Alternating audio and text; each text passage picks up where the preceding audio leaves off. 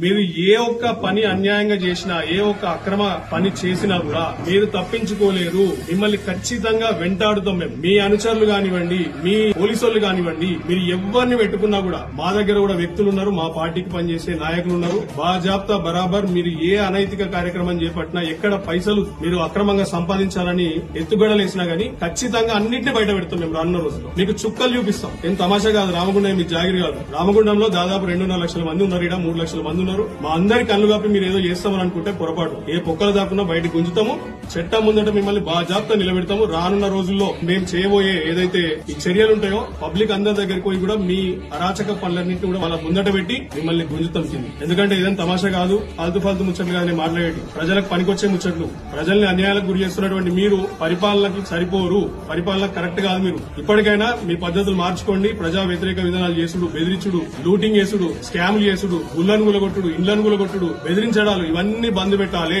పెట్టని ఎడల ఖచ్చితంగా చర్యలు ఉంటాయి రానున్న రోజులు. థ్యాంక్ యూ, ధన్యవాదాలు.